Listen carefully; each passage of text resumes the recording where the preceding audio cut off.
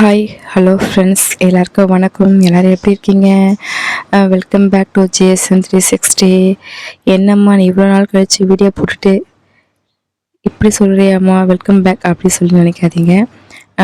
நான் வீடியோ எப்பயும் எடுத்து வச்ச வீடியோங்க இது. ஸோ அதை இப்போ தான் என்னால் போட முடிஞ்சது. நீங்கள்லாம் எப்படி இருக்கீங்கன்னு சொல்லுங்கள்.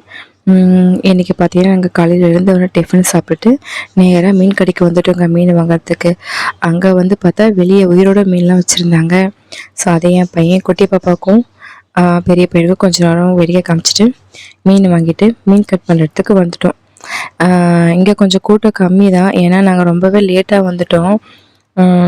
அதனால் ரொம்ப க்ரௌட்லாம் இல்லை, காலியாக இருந்துச்சு. மீன் வந்து நிறைய மீன் பேர் எனக்கு தெரியாது.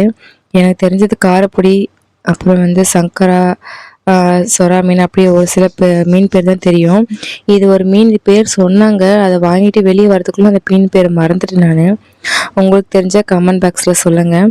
என்னவோ நீட்டாக ஒரு மீன் கொடுத்தாங்க, அதில் செதவு மட்டும் தான் இருக்கும், முள் இருக்காது, பாப்பா கொடுக்கலான்னு சொன்னாங்க. ஸோ என் பெரிய பையன் சாப்பிடலாம் கூட மீன் சொல்லுவான், ஆனால் சாப்பிட மாட்டான். சரி சாப்பிட்றானா இல்லையா பார்க்கலான்றதுக்காக அந்த மாதிரி முள் இல்லாத மீன் வாங்கினோம். எப்படி துள்ளுது பார்த்தீங்களா, செம்மையாக இருக்குல்ல. ஸோ அது கொஞ்சம் நாள் மறுபடியும் வெளியே வந்து வேடிக்கை பார்த்துட்டு சரியான வெயிலுங்க, அதனால் அப்படியே கிளம்பிட்டோம், இதுக்கு மேலே நிற்க முடியாதுன்ட்டு. ஸோ பாப்பா வர கையில் இருக்காங்க. ஸோ பாப்பா வெயில் ரொம்ப அதிகமாக இருக்குது, தாங்க முடியல சொல்லி கிளம்பியாச்சு. காலையில் டிஃபன் சாப்பிட்டதுனால கொஞ்சம் டயர்ட்னஸ் தெரியல, இல்லை இன்னும் காலையில் வந்திருந்தா எப்படி இருக்கும்னு தெரியல, ஓரளவு கூட்டமாக வந்திருக்கலாம். இப்போ நாங்கள் வந்ததுனால டக்குன்னு வாங்கிட்டு டக்குன்னு கட் பண்ணிவிட்டு டக்குன்னு கிளம்பிட்டோம். இதுக்கப்புறம் அப்படியே வீட்டுக்கு போகலான்னு பார்த்தா கொஞ்சம் தாகமாக இருக்க மாதிரி இருந்துச்சு. சரி, எப்போவுமே நாங்கள் இளநீர் குடிக்கிறது வழக்கம் எங்களுக்கு. ஸோ வெளியே வந்தால் ஒரு இளநீராவது வாங்கிடுவோம். அன்றைக்கி கொஞ்சம் வெயில் அதிகமாக இருந்ததுன்னு சரி இளநீர் சாப்பிடலாம் சொல்லிட்டு பாப்பாவுக்கு ஒன்று வாங்கி கொடுத்துட்டு கூட்டிகிட்டு போய்ட்டு, குட்டி பாப்பாவுக்கு அதிலே ஸ்டார்லேயே கொடுக்க சொன்னாங்க. ஸோ அது ஏதோ ஸ்டார் தொட்டால் வரும் அப்படின்னாங்க. ஸோ அந்த மாதிரி ட்ரை பண்ணி பாப்பாவுக்கு ஒரு 2 சொட்டு விட்டோம். ஸோ அவங்களும் குடிக்கட்டும் அப்படின்னு சொல்லிட்டு பெருசாக குடிக்கல அவங்க. சரி வந்தோடனே கிளிங்கெல்லாம் பசியாக இருந்தாங்க. சரி கிளிக்கெல்லாம் கொஞ்சம் புதினா போட்டுட்டு எப்படி இருக்குது சொல்லுங்க. எங்கள் லவ் பேர்ட்ஸ் கொண்டு நான் இது வரைக்கும் வீடியோவில் லவ் பேர்ட்ஸ் கொண்டு நான் காமிச்சதே இல்லை, இதான் ஃபஸ்ட் டைம் காமிக்கிறேன். எங்ககிட்ட இன்னும் நிறைய லவ் பேர்ட்ஸ் இருந்துச்சு, ஒரு 40க்கு மேலே இருந்துச்சு. ஸோ அதை இப்போ தான் சேல் பண்ணோம். சேல் பண்ண ஆள் கிடைக்காம எங்ககிட்ட விற்க இடமும் இல்லாமல் ரொம்ப கஷ்டப்பட்டோம். ஏன்னா எங்களோட கிளிங்க ரொம்பவே கஷ்டப்பட்டாங்க. ஏன்னா நிறைய க்ரௌடு, 40 கிளிக்கு மேலே அந்த கூண்டுக்குள்ளே அடைக்க முடியல. ஸோ அதனால் நாங்கள் சீக்கிரமாகவே தேடி எடுத்துட்டோம், விற்றுட்டோம் அதை. அப்புறம் வந்தவொடனே கடற்கரை மீன் குழம்பு வச்சாச்சு, பாத்திரம் தேய்ச்சாச்சு, துணியும் துவைச்சாச்சு. ஸோ ஃபுல்லாக பிஸி, டைட் ஒர்க். அதாவது நாங்கள் வெளியே போகாமல் இருந்தால் ஓரளவுக்கு வேலை ஆகும். நானும் கூட வெளியே போனால் வேலை சுத்தமாக ஆகாது, ஃபாஸ்ட்டாக செய்கிற மாதிரி தான் இருக்கும்.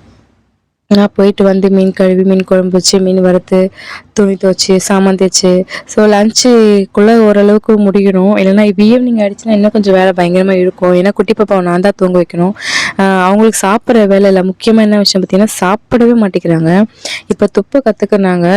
ஸோ வெளியே வாயில் எது வச்சாலும் வெளியே தள்ளி விட்டுடுறாங்க. ஒரு 7 மந்த் 8 மந்த் இருக்கும்போது எனக்கு அந்த பிரச்சனை இல்லை, எது வச்சாலும் முழுங்கிடுவாங்க.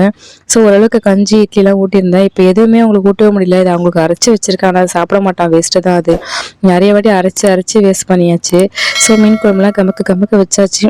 லஞ்ச் எல்லாம் முடிஞ்சிச்சு. ஸோ அப்படியே லஞ்சு சாப்பிட்டுட்டு வெளியே போகலான்னு சின்னதாக பிளானு. ஏன்னா எப்போவுமே நாங்கள் ஒரு வாரம் ஃபுல்லாக வீட்டில் தான் இருக்கேன் நான். பாப்பாவும் லீவில் வீட்டில் தான் இருக்கான் பையன். அம்மா வீட்டுக்கு போய் இருந்துட்டு வந்தோம், இதெல்லாம் அங்கேயும் வீட்டுக்குள்ளே தான் இருக்க மாதிரி இருந்துச்சு.